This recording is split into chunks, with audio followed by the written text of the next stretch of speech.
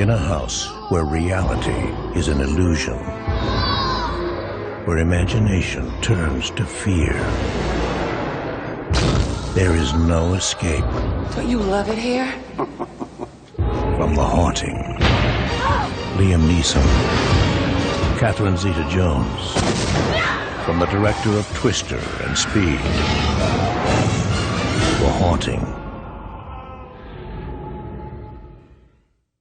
Wow. All right.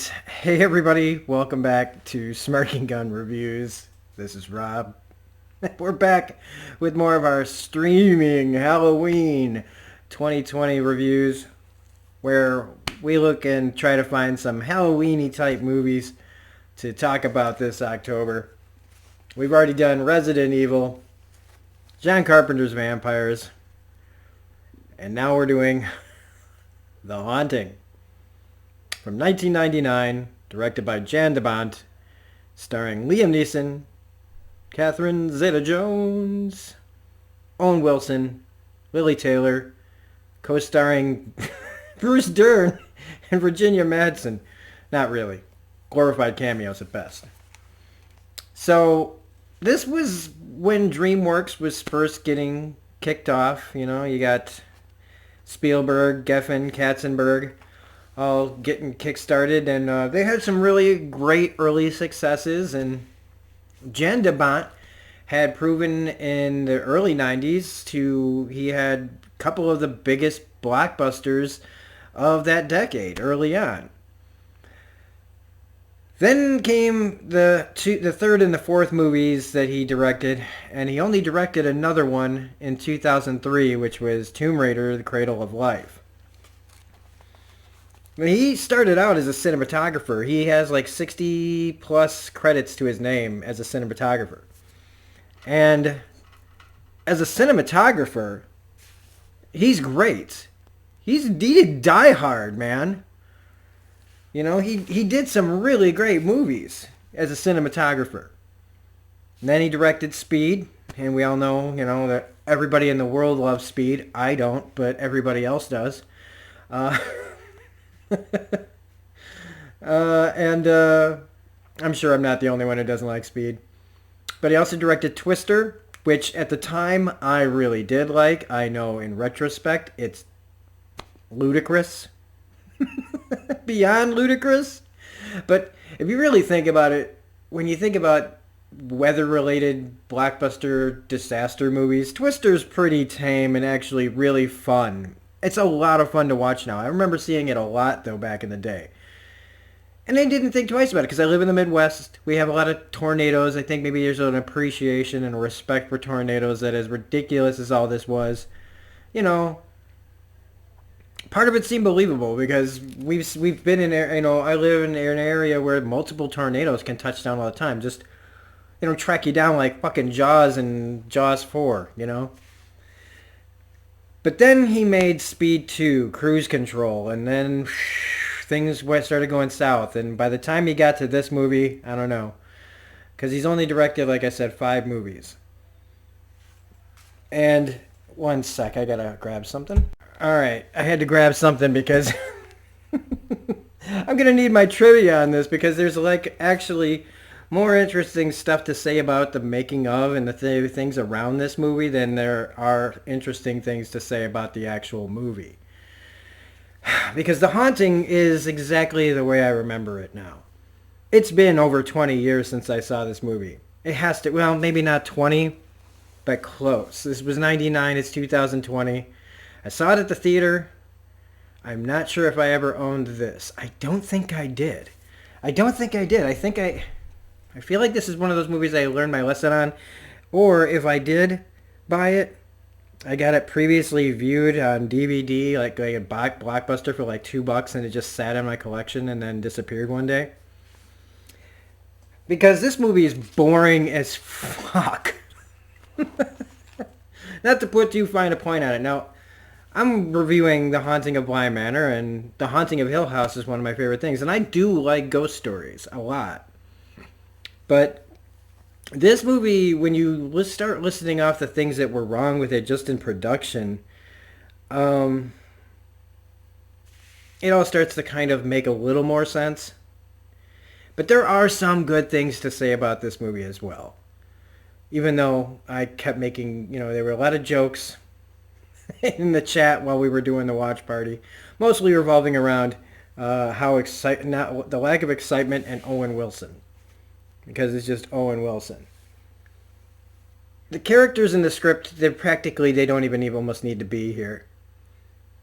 Liam Neeson. So the basics of this movie, the bare bones of this movie, is that Lily Taylor is this woman whose mother died, and her sister is selling her house out from under her where she took care of her mother. She has nowhere to go. She finds an ad in this paper after getting a mysterious phone call to be a part of a fear study, a research study, not a fear study, a sleep study. She finds out later it's a fear study.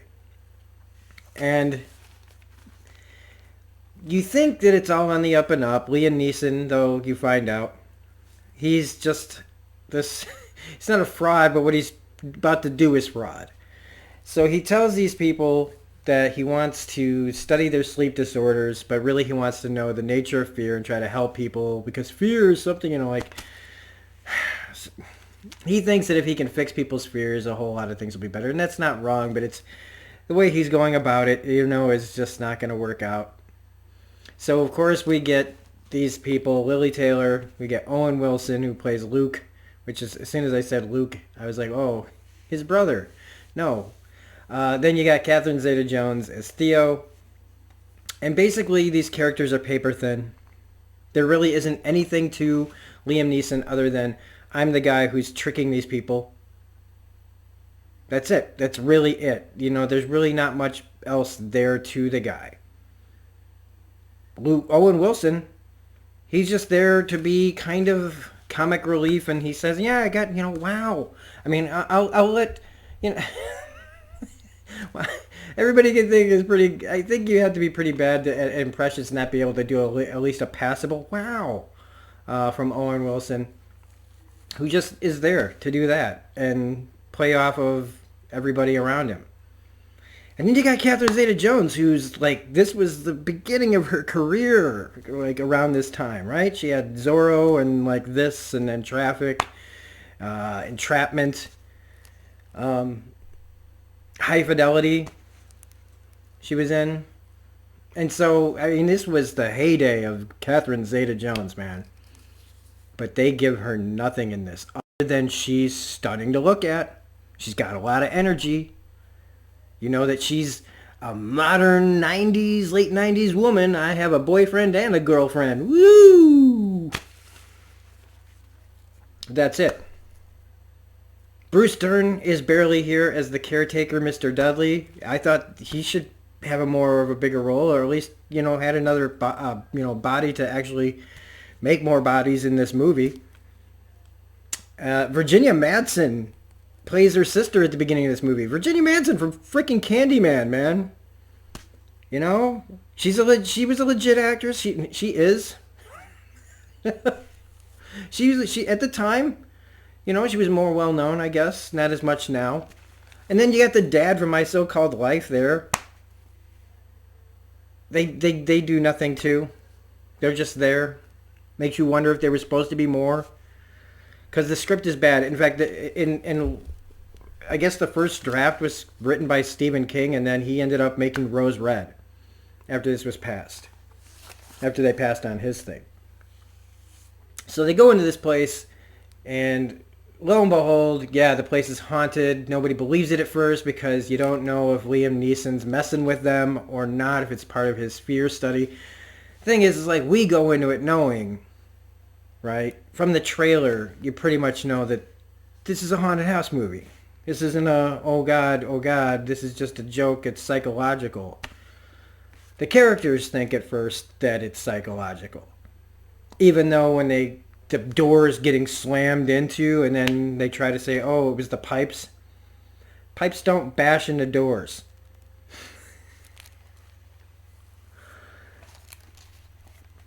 But I'll say this, right? I'll say this. Lily Taylor has always been a favorite actress of mine.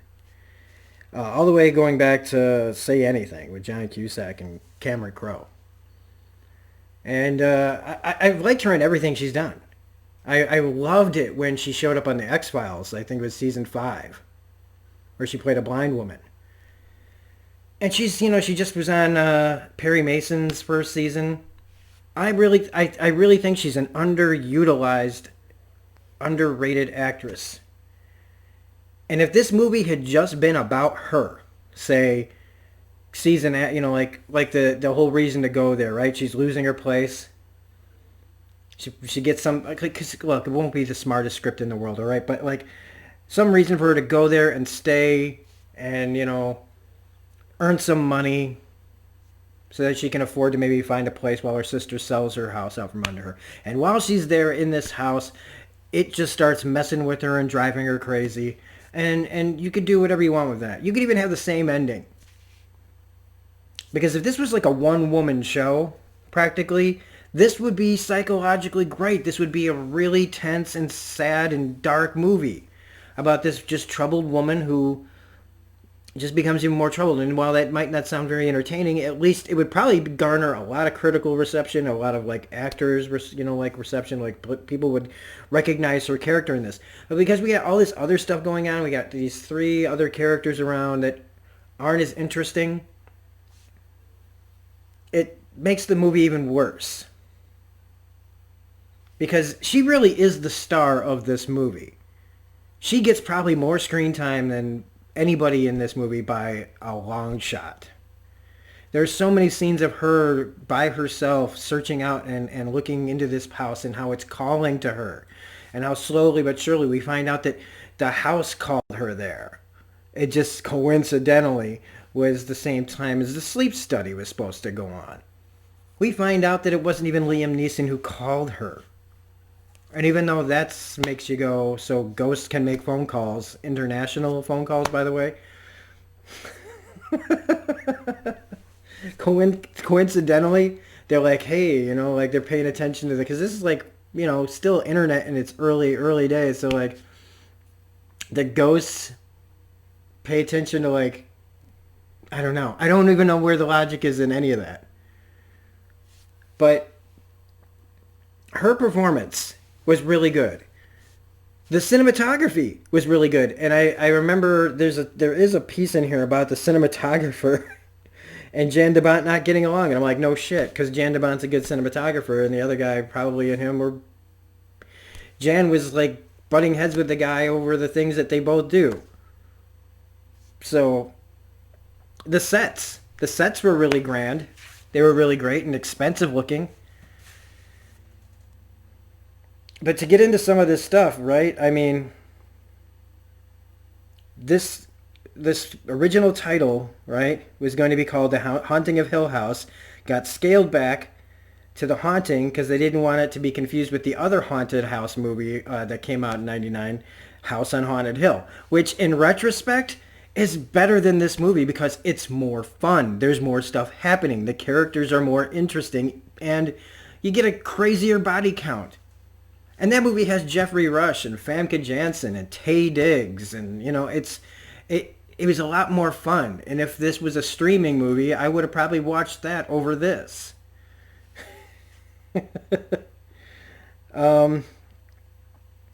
So they also didn't have the remake rights to the original The Haunting of Hill House, right? So they weren't allowed to replicate even one shot from the 1963 film. Although the 1963 film and this hold no candle to the new version by Mike Flanagan. I guess there were also the creaks and the moans were pumped into the sets to make more atmosphere, which whatever, that's actors crap. But here's one of the things that I loved. I was so interesting was that Steven Spielberg was reportedly so disgusted by the quality of the final product that he removed his name and ensured that the credit made no single mention of him in his brand new spanking movie company, DreamWorks. He wanted nothing to do with this, even though it's rumored that he directed some stuff post, but there's nobody will go on record as saying as that actually happened. And then you got stuff like that what was it? Zeta Jones and Liam Neeson were scared to film there after dark, and I'm just like, whatever. So it's just a big nothing. While we were sitting there watching, it was like, what even is this movie? Because in the end, it's Lily Taylor finds out that all these kids were brought to this house. Because nobody in the town around here ever goes near this house after dark. It's got a history about who lived there and what they did.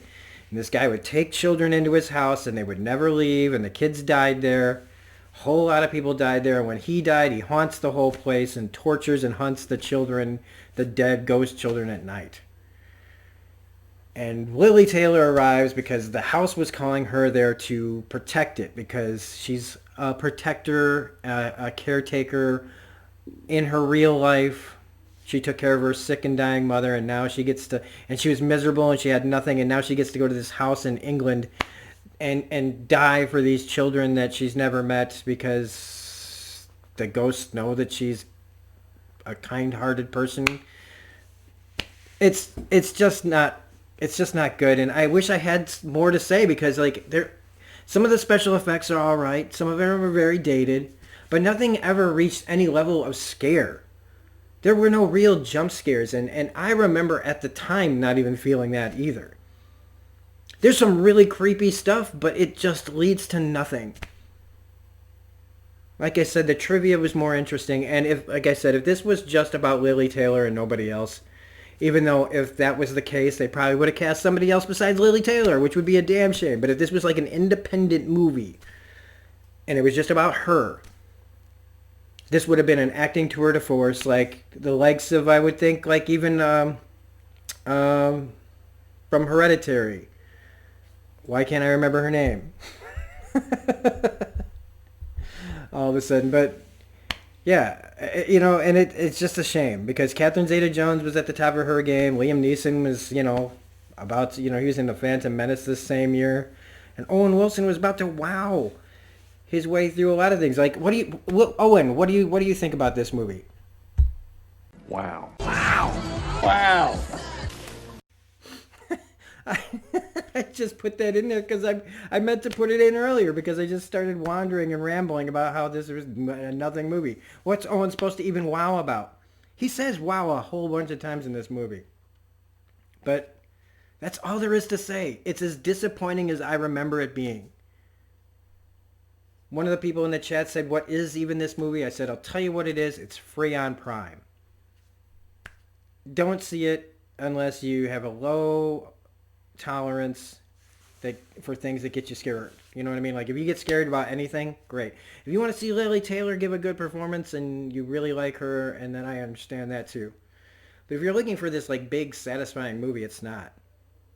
And if Spielberg wants his name off of it, that's pretty telling as well. The next movie we're going to be doing for our Halloween streaming spectacular is on Monday.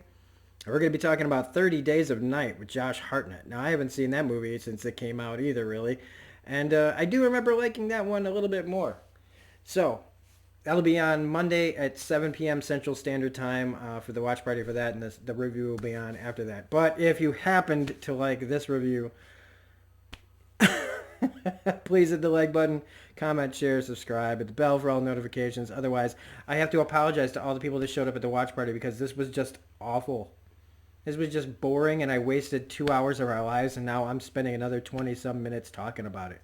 I wanted to actually just go, you know what, I'm going to skip this review. And some of you guys would probably like, wow, this is a nothing review, because it's a nothing movie. So, see you guys on Monday. We got Lovecraft finale on Sunday. We got more Haunting of Blind Manor coming up this weekend as well. So keep an eye out for all that stuff. Have a great day, and we'll see you on the next one. Bye.